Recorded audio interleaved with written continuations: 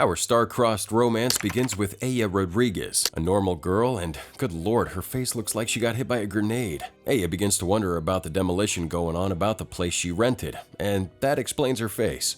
Talikod naman ako, She shrugs it off, and then we skip to her working in the store, and some smoking piece of meat calls her from afar. She gets a schizo moment, but the dude just wanted to know the time. She responds that it's time for her to love him, and then her aunt saves her from this horrible encounter because the dude hasn't ordered anything since he got here, so she wants him gone. He then flirts with her a little and says that his date's a no-show, so he's gotta bounce. The day ends.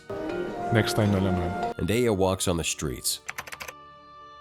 There she meets the guy from earlier. He immediately offers ice cream, but Aya says she's not an easy girl. That's when she basically says she is an easy girl and gets ice cream with him at once. They talk about the girl that stood up the guy, and that he's been courting her for a year now. The dude gets curious about Aya, so she says that she's a royal descendant of Queen Elizabeth. Of course she's kidding, cause the real thing is that she was orphaned at 14 cause her folks got game ended. At 18 she got kicked out of the house cause she's a kid. The dude's feeling some sympathy, so he jumps on her and proposes that they should be together. She gets creeped out, busts out the pepper spray, and the dude says hey, he was just kidding. She leaves unamused.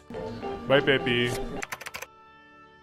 The next day she's walking by her new halls in her college thanks to her scholarship, and as always, she's getting bullied. She gets bounced by a soccer ball, and then conveniently the dude from the other day shows up and carries her to the nurse's office. She's fine, and then rushes away, only to trip on stairs and find herself a new boy toy named Cross Sanford. He says she's already ugly and clumsy, and she shrugs it off and smiles cause he's a hot piece of the female fantasy. double whammy. Speaking of fantasies, she writes about the day in her diary. She's scouting for a place to stay, and then she's begging this emphysema idiot for a job. He accepts, but she still needs a few requirements for the job, but she's happy about it. Soon she finds herself at Sanford's mansion, where she's fantasizing about the good life. That's until these militaristic maids come in and say she's being expected as one of the new maids. Hinihintay ka na ni Mr. Sanford. One of the maids sternly reminds her that she hopes she stays long, cause 20 maids have resigned before her. This is Mr. Sanford, and the reason why so many maids are quitting is cause his son is the disease to all of them. Mr. Sanford says his son is half a monster. She gets scared by the job, but look, big money with accommodations. She gets reeled back in. $35 on a basic salary. Then she gets taken inside to be briefed on how this circus runs, and here's our head clown now. It's Cross, and he greets his father as an old toothless fart. Aya defends Mr. Sanford, but Cross just tells her to take a hike. Looks like Aya finally knows what she's up against. She's picking her teeth for some reason, and she tells the head maid she'll wait for Cross to get home. Some time passes and there's Cross, looking like he's a little tipsy, and they fight over a glass of water. Then she has to help him get up to his room since he's totally out of it. He needs to dress for bed, so it's no peeking for Aya. Oh, magbihis ka na. Ang baho ng suit-suit mo. He strips and we have eye candy for the ladies. And then he faints for a while, which Aya tells him to get dressed. Up next, stranger danger. No wonder the maids quit here. Then he barfs on her. Jimeno's spirit lives on, but Aya gets pretty annoyed. She's still annoyed until the very next day, and then she meets Lori Keat, an established lady that sounds like your local Windows AI. She says she's half British, and that she attended school here because of her crush. The bell rings and the two split.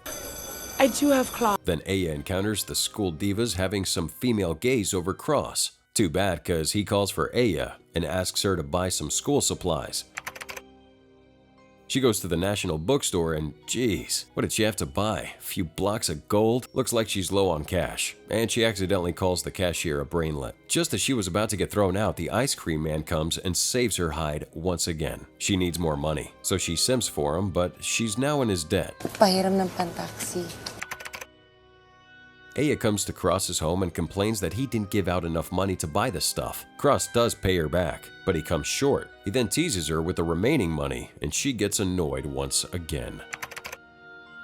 Back at the academy, Aya gets taken away by these hags, questioning her about Cross Sanford. Then they start to remove her clothes. Yikes! Lori comes to save the day with her obviously fake British accent, and she basically gives them a game-ending threat. You little chicken boxes! Let go of her! Lori then tends to Aya, and she reveals that she's been head over heels for Cross since kinder. The creep Chad Jimenez needs Aya's help for a fitting. Then they go to a restaurant later. Chad invites Aya to a party. Uy, Pepe. Punta ka sa party, ah. Then a fart joke. The night comes and Cross calls for Aya's services. They get to their usual spat and then Cross basically wants her to come with him to Lori's party. And Aya and Cross arrive at his modeling job. Ladies, it's full of eye candy. Until everyone's eyes are on Aya thanks to her phone ringing. She manages to tick off the head photographer and he crushes her phone.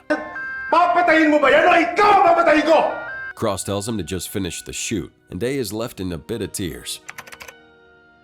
Later, she apologizes for the incident, but her monster master tells her to take some time off. So she visits Lori, and she offers some food. And then she confesses that she likes her. As a friend, of course, as if the humor wasn't dry enough. Lori says she's not like other girls. Ooh. Immediately, they're BFFs. Lori invites her to a party, and then Aya attends school. She then checks out her pimples and scares off the local driver.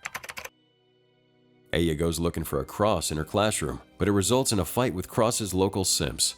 Don't you even dare speak his name. Cross comes to stop the fight and then tells his simps that Aya's his girlfriend. Naturally, they end their lives from the cringe. Apparently, Cross did that intentionally so that all the girls would come after her and maul her. So all the girls get heated now, including Lori. She's jealous, and she demands the truth from Aya. So she spills that she's not really his girlfriend, but rather she's his personal maid. Lori's jealous, but Aya says otherwise. Suddenly, during locker time, Aya gets dragged by Chad.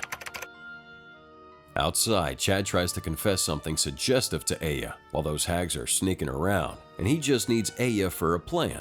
He explains his plan to Aya in his room that he wants to ask Lori to be steady. So that dude's the mystery woman all along. He needs her to basically rig Lori with a ring that has a tracker, and this is getting borderline illegal. Ang sweet, diba? Aya agrees and Chad invades her personal space again. Cross and Aya meet up with one of his pals, Ian, and he sheds some light that Cross has been like that since his mom's passing. Moments later, Chad passes the tracker to Aya, and she tries to find Lori. After searching and searching, she does find her, but she loses the tracker, then it goes dark. They try to get the tracker back, but it gets kicked around the crowd. Chad picks a random woman in the dark and solemnly confesses his love. The lights are up and Chad confesses to Cross by accident. This is so embarrassing. Aya tries to talk to him, but he says she ruined everything. Aya then wakes up the next day, and her auntie calls her an escaped mental patient. Later, she meets up with Ian and his dog down the street. At first, the dog is kinda hostile towards her cause the cat shirt, but it relaxes, and Ian gives Aya a goodie bag cause she apparently has a good heart.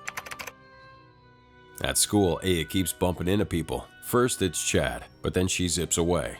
Pwede bang next time na? Next is Cross, but she claims she's running because she saw the ghost of someone in the student council room. Cross believes this instantly, then remembers he had a meeting later in that same room. So he uses Aya to go in his place instead. Regardless, night falls and Cross goes to the meeting. They stare down this weird girl with a laptop and not a notepad. Then they start the meeting about the school fair. Time passes rapidly, and all that's left is Ian and Cross. Ian needs to jet because of his parents' family dinner, and Cross claims that he's not scared of being alone. Looks like Aya's a no-show too. Suddenly, Cross hears faint noises and we see Academy Award levels of acting. Go away. Aya turns off the lights, making the most convincing ghostly noises, and Cross panics and bumps into her. Outside, one of the guards locks the door to their room, not knowing people are still in there. Aya gets up and turns on the lights, while Cross is going on a schizo thread about seeing a ghostly figure. Aya clears it up that it was just her, and they try to get out, but they're locked in. You're fired. They want to call the school guard, but Aya's out of minutes and Cross's phone is low bat, no charger. The two hear a bump in the night and they freak out. They talk about their differences calmly. Aya's explaining that her parents passed in an accident when she was 14, while Cross's mom got game-ended in a plane when he was 5. Soon they fall asleep on each other, and then the janitor wakes him up.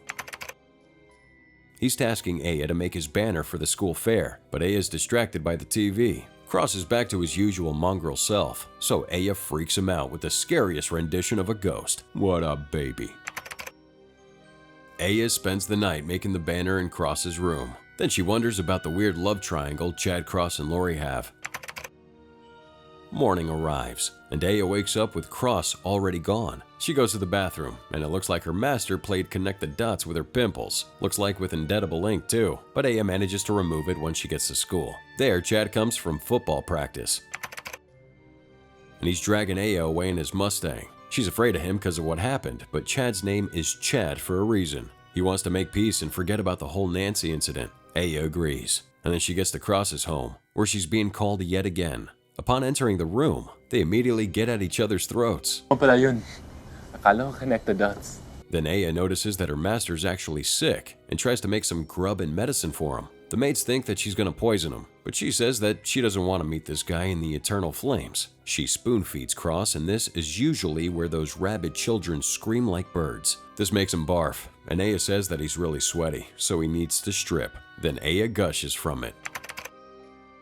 Night falls, and Cross is really sick. He demands for the AC to be turned off and some water. Aya adamantly advises Cross to just go to the hospital, so he reluctantly agrees, and Aya wakes up the driver. Time passes by, and Aya arrives with Mr. Sanford to the hospital where Cross is admitted. He humbly requests that she skip school just for a day, because Cross needs someone to look after him. She accepts. What are you doing here? Some days pass, and Cross's friends pay him a kind visit. Ian and Aya get some drinks for the guests. Then they talk about why Ian gave her some skincare products. The late night comes, and Aya's about to sleep by the sofa. Cross notices something's up, so he invites her to sleep next to him. Looks like Cross is scared of ghosts again, but it's just the local nurse. Eventually, they get to bed, and Cross gets some weird nightmares about his mom. Aya tucks him in softly. At school, Aya invites Chad to lunch with Lori and her, but he doesn't want to because Lori's apparently avoiding. Regardless, Aya forces him anyway, but once they get to Lori, she makes up some obvious excuse to bounce. After school, Lori invites Aya to the beauty parlor, and it's on her. Now, of course, you know what time it is. She's my best friend. That's right, it's makeover montage time. My favorite part was when Aya said it's ugly time and uglied all over the salon staff. Lori pays for this beauty transformation, and it's all because she wants her to attend this masquerade ball with her. She also wants Cross to fall madly in love with her at this ball. Apparently, Cross saved Lori once during kindergarten, and that's the entire basis of their love. Amazing. Aya later meets up with Chad, and he's wowed by her transformation. She then encounters those 2D things that are barely character, and there was supposed to be a burn here, but it just falls flat. You had a brain surgery. He bakes some cupcakes for Lori. He wants Aya to give them to her, and then she gets to her day job. To the maid's surprise, she's looking stunning. Of course, duty calls, and she's confident in her looks. Too bad that Cross doesn't notice it. Whatever, she's just asked to clean up the mess he made. Cross eventually cracks and calls her beautiful. It's late at night, and Cross wants something to eat, but Aya's nowhere to be found, so he eats Lori's cupcakes instead. Anong gusto mong gawin ko? Aya sees this and a fight breaks out. This results in the rest of the cupcakes being thrown out. Then we get a trailer for the new Star Wars that Soy Boys will totally eat up. Then that head maid stops the Revenge of the Sith. Soon, Mr. Sanford comes in and compliments Aya's looks. Aya's explaining the situation, and it looks like Cross is in trouble. The two men discuss it in their office, and Cross gets a sermon from his father. His father talks sense into giving value into simple things and, whatever. I hope you apologize to her. Cross then remembers a montage of all the times his personal maid came through for him, and it's also boring. Aya then reports to her auntie's restaurant, so she waits at the table, and surprise, surprise, is Cross. Aya doesn't want any of his time, but Aya's auntie says he's already paid for her, so now she's a rented girlfriend. Cross says he just wants to eat with her, and offers to feed her. Apparently the food was insanely spicy, so she freaked out. Looks like that she resigned from the maid gig, and Cross swiftly apologizes. Of course, Aya wants a more sincere apology. Pwede yung mas sincere. So Cross gives it to her, looking like she's accepting this while restaurant staff are looking, and then she leaves with him. A school day comes, and it looks like Aya's back on the job. Cross forgets something in the room, so Aya's left alone. Suddenly, a surprise white van. Looks like those floozies from her school had her kidnapped. Looks like this is the We Hate Cross Club, and they're doing this to get back at Cross. Just shut her up! try as she might, Aya's telling him that she's not Cross's girlfriend, but they're too busy having their brains smoothened. One of the three women calls Cross, but he doesn't talk to strangers, so now Cross doesn't know. Suddenly, Chad comes looking for him, so they all meow and someone get me an ambulance cause I might just slip into the abyss of cringe. Chad then fights off the women with the world's most convincing kung fu and soon they gang up on him. So he swiftly breaks free and takes a photo with the dudes. Whatever the writer was smoking. I'll have 5 please. Chad spends some dude bro time with him and takes her safely to his home. And some more forced eye candy. And then breaks the news that Lori's adamant that he should stop chasing after her cause she's really simping for Cross. Aya comes to mend that broken heart of her homie. Aya's sleeping soundly until Cross grabs her legs. She gets on top of Cross, but Chad yet again saves the day. Chad says he can't kiss her, so they kiss instead and Aya lets out a scream that even Bigfoot would be scared of. The maids come to her room in a hurry. Then they hold her down for an exorcism. Looks like that's another dream. Upon waking up, it looks like Cross replaced her cupcakes. In the afternoon, Aya goes to visit her parents' graves, and she talks to them about her crazy college life. Cross overhears the comments made about him. May mga nakilala akong kaibigan sa Wilford. And then the rain comes to obviously set that moment. Cross is here to visit his mom's grave, and Aya sees him cry. But he says it's only the rain cause devils never cry. Some more fan service happens. And then it's time for the school fair. From Ian, Aya finds out that Lori and Cross are locked together in a room. Lori confesses, but she gets rejected, and then he confesses his feelings about Aya. Lori walks away heartbroken, but Cross just did it to get her and Chad together. Day 2 of the school fair, and looks like Cross has another plan to get Chad and Lori together. Fake a marriage together. Aya's watching, so Cross makes it look good by kissing her. They break Lori's heart a second time, and Chad, like the vulture he is, takes this chance. I don't care if you throw me in the trash when you're done. Looks like Aya and Cross see this, and it's a success.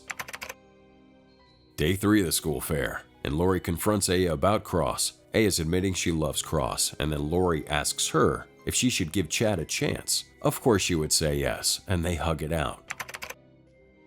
It's time for the masquerade ball, and our leading girls are giving it their all. Lori ends up dancing with Chad, and Aya ends up dancing with Cross. Cross admits he likes Aya, but he suddenly chickens out without her knowing. The gang then searches for Cinderella tirelessly, and it misleads her to this guy, named Adrian. Cross doesn't take too kindly to this, and he's forced to confess via writing in Aya's diary.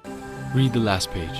He asks her to go steady, and she says yes. Then comes the final kiss. Good load. Pain over, cause that's it for Diary of an Ugly. What'd you guys think about this ugly movie? Let us know in the comments below using that hashtag cinema recap. This was Diary of an Ugly by Viva Films, starring Nadine Luster, James Reed, and Yasi Pressman. Thank God it's over. See you later.